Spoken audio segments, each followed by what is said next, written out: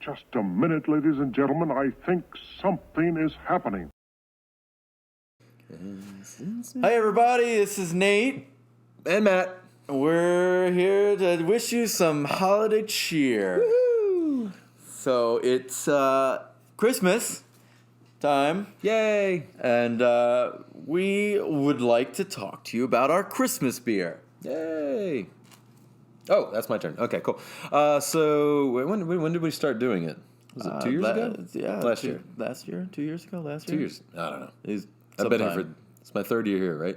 Right. Third season. So second. All right, so there you go.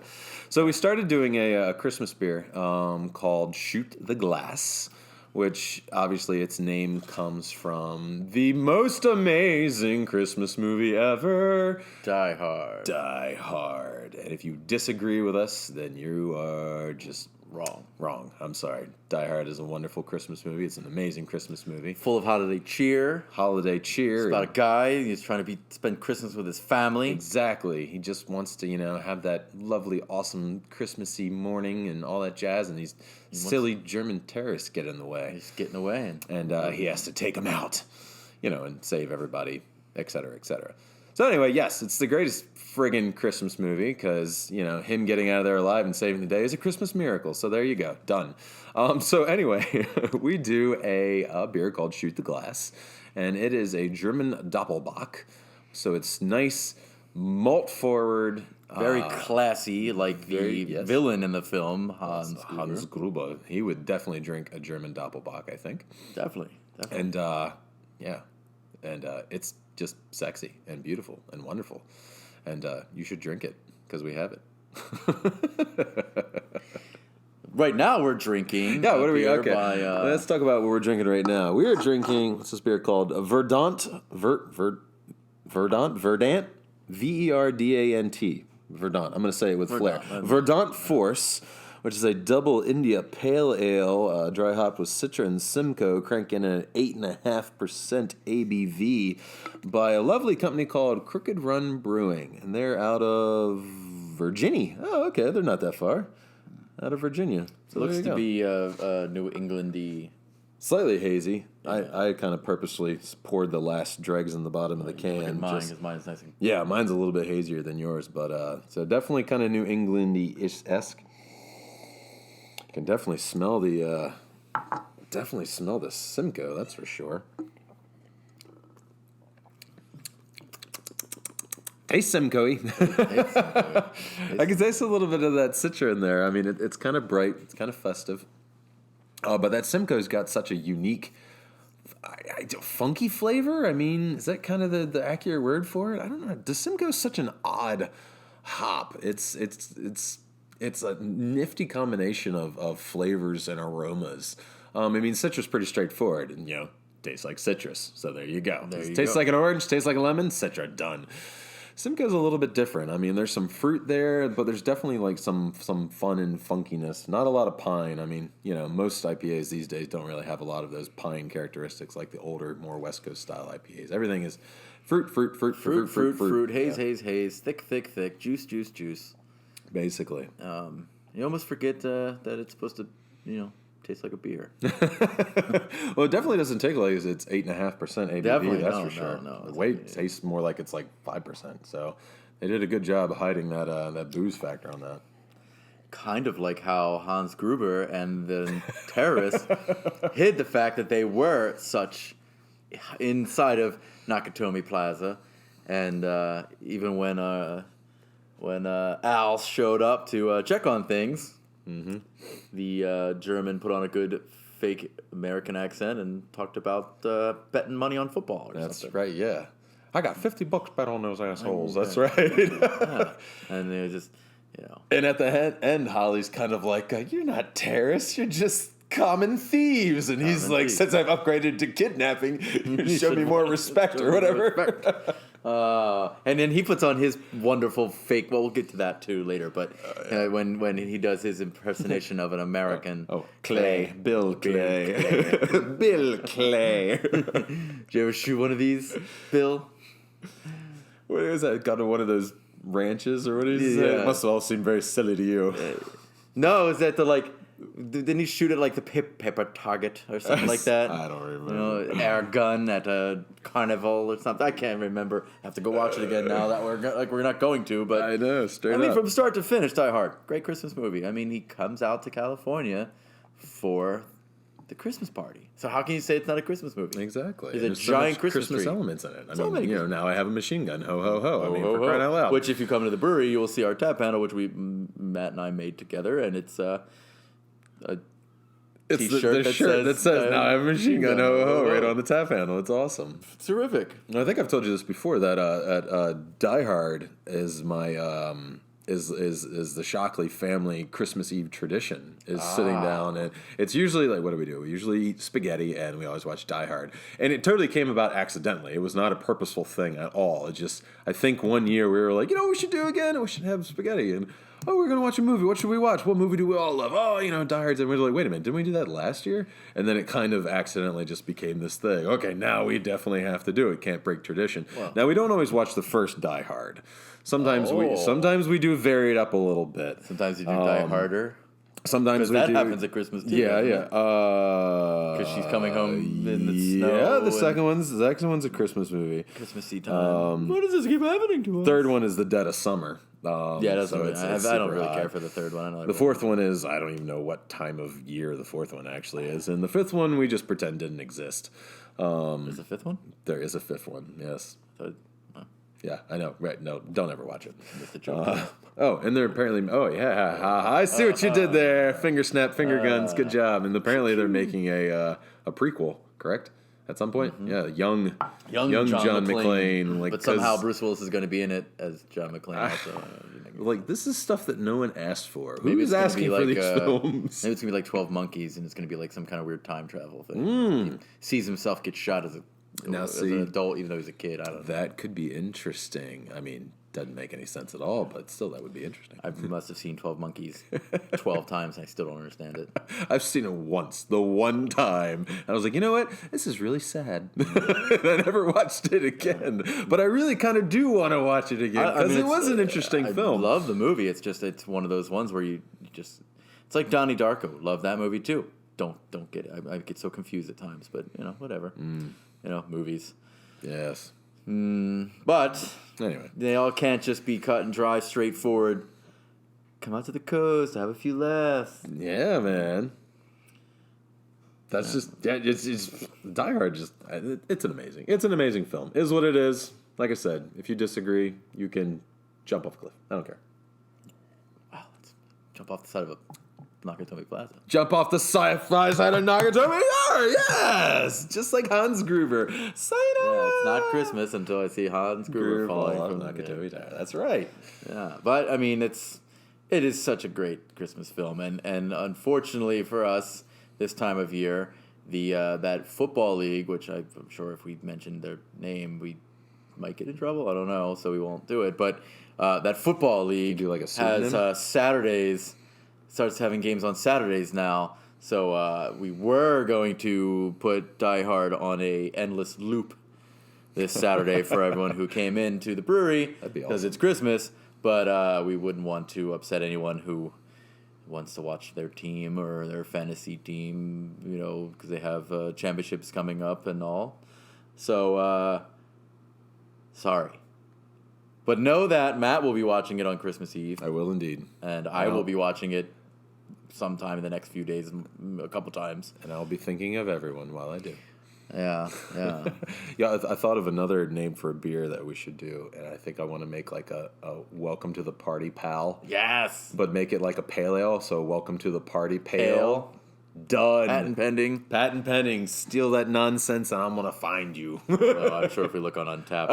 Yeah, that's the problem, man. It's hard to come. Just when you think you have like a good solid name that no one has ever thought of, you look on Untapped, and there's like 50 other breweries that have come up with the same thing. Yeah. So, I mean, if you look on for like Shoot the Glass, thinking like it's a line No from way. Die Hard. No but way. It's not like it's like a blatantly obvious line from Die Hard. It's not like it's the Yippee-Ki-Yay MF or anything like that. Like, there's guaranteed no one has made a beer called this. And sure enough, if you go on Untapped, there's like 12 breweries, us included, that have a shoot the glass. Well, I'm looking at Untapped right now. There are only 2 other breweries. What?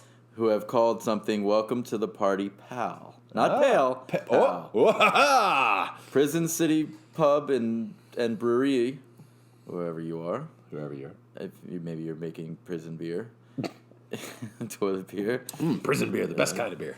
and Wicked Boxer Brewing. Wicked Boxer? Wicked Boxer. Sounds kind of fun. Somewhere in Texas. It looks to be possibly just a home brewer. All right. So, but we'd be good with Welcome to the Party Pale. Yes, we Sweet. would absolutely be okay with Welcome to the Party Pale. All right, we might have to do that. All right, I think we got to brew. I got yeast. I got ingredients. I got everything we need. I got hops. God knows I got hops. And I have die-hard knowledge. So There you go. Now, Excellent. Did you you don't have TV living out there on a farm, but apparently this weekend though there is I don't know if it's this weekend or Christmas Eve, but they're going to do a Die Hard marathon, all the films. Wow. All right, and your host sitting in a chair by the fire is the wonderful and talented Al from Die Hard. No way. He's gonna, That's so cool. He's gonna sit and he's got like the book, like he's gonna read you the story, but then it's gonna show you. What's actually his name? Reginald Johnson? Is that it? Is it Reginald Johnson? Is it Reginald Johnson? Jeez, now I feel horrible. I don't know the actor's name. I mean, I think it's Reginald Johnson. But, I mean, what? He was in Family Matters, right? Family Matters. He was, right. he was the Steve dad. Urkel's uncle? No, he was the neighbor. Neighbor, He was the that's father right. of the girl. His love interest was Steve Urkel's love interest was Al Powell's daughter. Al Powell's daughter. I think it was Reginald Johnson. Reginald Vell Johnson. Reginald Vell Johnson. That's right. Johnson. That's Sergeant Al Powell. Hell yeah, man. Yeah. Oh, that is so cool. I mean, I rest in peace, Alan Rickman. But I would love to have seen Alan Rickman have something to do with that because That's so sad. he brought class to being a villain in a movie. Oh, very much. Totally. Through the whole film, he was just so awesome. Fantastic villain. So, Anyway. Woo! Die Hard, Christmas Die Hard. movie. Yes. Shoot the Glass, Christmas beer. Yep. Doppelbock. Doppelbock. Sitting at 8.2%. So, perfect for getting your holiday cheer. Great winter warmer. Winter warmer. You should come buy some cans of it or a growler to take with you. Cans to take to a... growler to take to your Christmas party at whatever plaza you're having a party at. That's right. And or some cans to give to a special someone to let them know that if they were trapped in a plaza on a Christmas party when terrorists were there, you would go barefoot and save them. Exactly. Another thing about Die Hard, the fact that they wrote that into the film, like, hey, let's have our hero not have shoes on. Well, even better because I mean, at a time when we were all inundated with, Arnold Schwarzenegger action movies and Sylvester Stallone in action movies and Jean-Claude Van Damme and even to an extent like Dolph Lundgren, where you just had these giant, amazingly muscle-bound heroes who never got injured, I mean, look at Commando, and I love Commando. Commando is an amazing film. I mean, for like a 12-year-old boy at the time, it was like my most favorite film ever because it was utterly amazing. But I mean, he goes through that whole film and catches one bullet in the shoulder, barely, and it's just just enough wound. there, just a tiny flesh wound, and he's facing an entire army.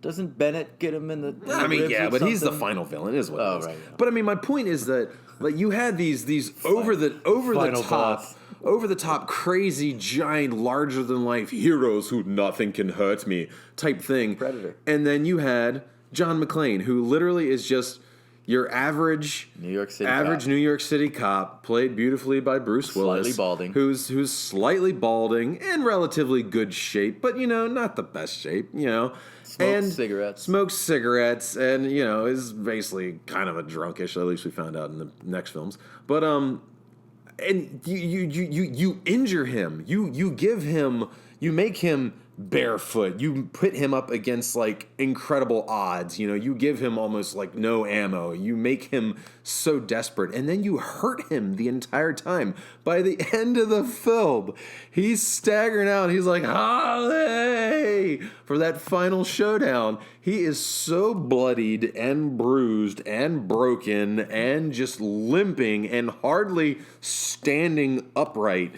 It was refreshing, and it was much more, even though it is a movie and it's still fictitious, it's so much more real than Commando, and that was friggin' awesome, man. Yeah. I mean, yes, they have discredited a lot of that movie with the how many times John McClane should have died in that film. Oh, those are great. That's a great YouTube channel. I don't remember what it's called, though. I don't remember either.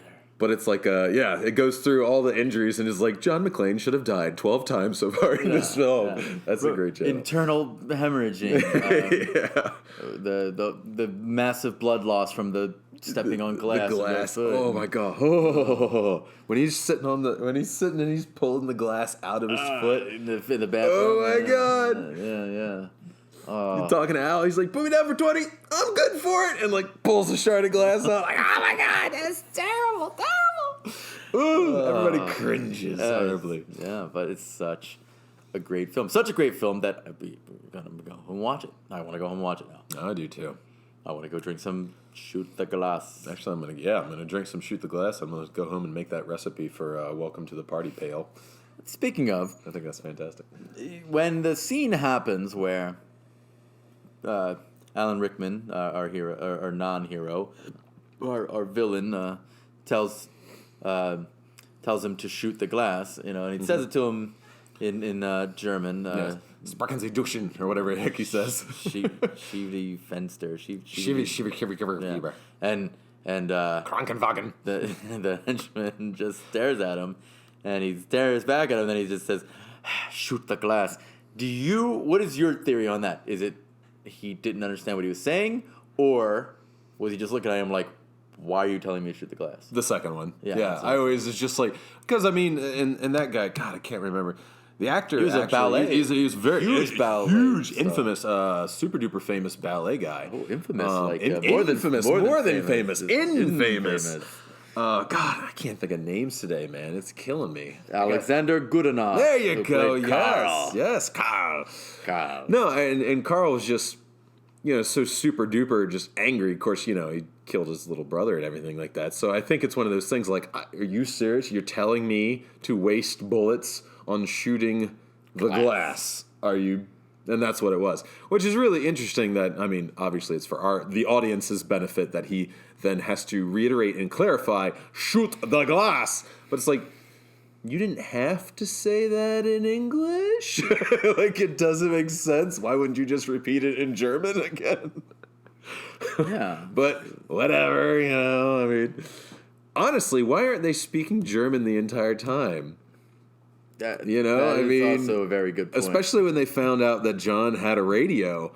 Like, why aren't you just all speaking in German? I mean, like, the only guy, I think, out of the whole crew that didn't speak... Clarence Gilliard Jr., who played Theo. Theo obviously was American. He was obviously American. Not saying that he doesn't know German just because he's an American, but, let's face it, we only really know one language because we're Americans.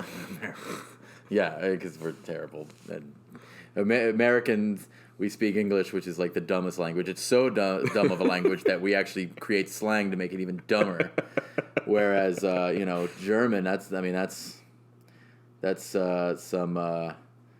some serious stuff. Another YouTube wonderful video of words said in German you say it in English and then they say it in German. That's where Matt got the Krankenwagen. Got that from. Ambulance. Ambulance. Krankenwagen. Well, the guy that played Theo, my brother when I was a kid, because my brother would always trick me into things. he had me convinced that was LeVar Burton, and like I was just not seeing it, and I was like, it's not LeVar Burton, no, it's not Jordy. Yeah. Back then I was saying Jordy. Yeah. Everybody called him Jordy. Everybody called him Jordy. Star Trek Next Generation. Or we said Reading Rainbow. Reading Rainbow, yeah. Reading Rainbow, or it was Jordy. You never called LeVar Burton. Who's LeVar Burton?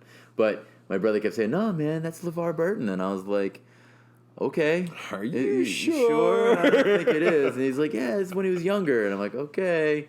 Meanwhile, it's far from it. And I don't think he did much. The guy who played Theo, I don't think he did much of anything else from that film. I can't think of anything off the top of my head. If anything, it was straight to VHS back then. Yeah, well, yeah, man. Yeah. Straight to VHS still took a while. Took a while. It's not like it is now. No, definitely not like it is now. Movie came out 2 months later. Here's the Blu-ray. Actually, here's the digital download, and then 2 weeks after that, here's the Blu-ray. There you go. And $27, please. Mm-hmm. Like, God, I remember buying VHS movies for $3 or $4. Oh yeah. And I'm not talking about the behind the curtain in the back of the store. I'm talking about that part of the store. Woo, get out of here, kid. You're not supposed to be back here. Welcome to the party, pal. But no, I'm talking about like actual VHS. Mommy, what's a Managi toys? This just went off the rails. So,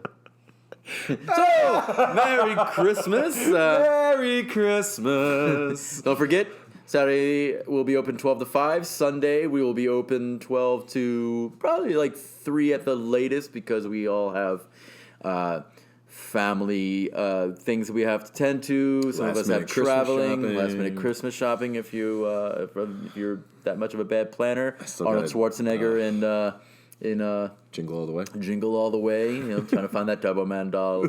I must have the Turbo Man. I'm not a pervert. Dude, looking for the Turbo Man doll. Sinbad. Ugh.